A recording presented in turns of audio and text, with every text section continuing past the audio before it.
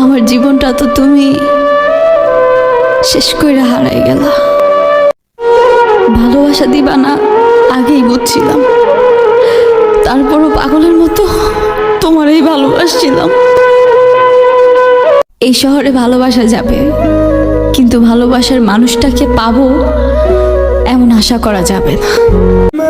তুমি আমায় পেয়েও চাওনি, আর আমি তোমায় চেয়েও পাইনি। এই বেঈমান, আমার দুটি চোখের দিকে তাকা, তোরে কইতাছি ঈদ মোবারক।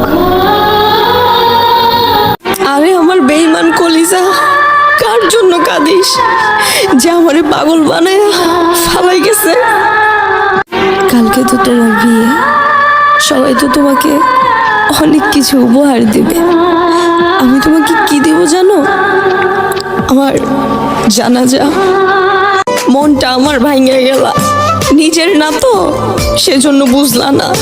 নিজের হলে মন ভাঙা ঠিকই বুঝতাম।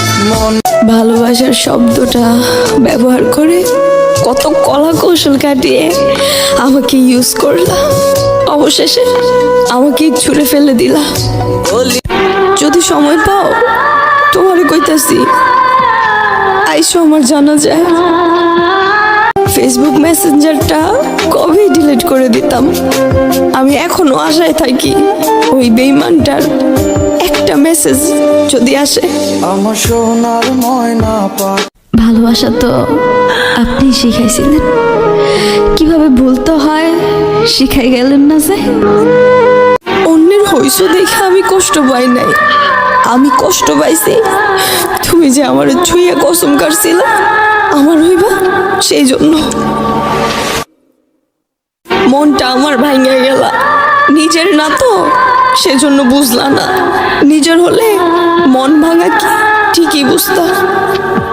নিজের বিবেকটারে মাঝে মাঝে প্রশ্ন করি, এতটাই কি খারাপ আমি, যে কারণে সে আমার রাইখা চলে গেছে। প্রেমের মাঝে যারা দেহটাই খুঁজে তারা ভালোবাসে না, তারা শুধু যৌবনটাই বুঝে। আরে সে তো আমার সুখ দুঃখ আনন্দের ওষুধ ছিল, তাইলে তারে ছাড়া কিভাবে আমি সুস্থ থাকবো? মিথ্যে ভালোবাসার গল্পটা আলাদা, দুইজন দুইজনকে ছাইড়া দেয়। সত্যিকারের ভালোবাসাটা কেউ পাইলে খুশি, কেউ হারাইলে ফাঁসি। আচ্ছা জান, একটা কথা বলি। ধরো আমি তোমাকে সারা রাত SMS করলাম, পরের দিন সকালে যদি শুনতে পাও আমি আর নেই, সেই সকালটা তোমার জন্য কেমন হবে? তোর দেওয়া প্রথম লাভ লেটারটা এই যে এখনো আমার কাছে আছে, কিন্তু তুই মানুষটাই আমার কাছে নাই। আমার সত্যিকারের ভালোবাসাটা হয়তো তোমার কাছে কিছুই ছিল না, কিন্তু তোমার সেই মিথ্যে ভালোবাসাটাই ছিল আমার কাছে অনেক কিছু।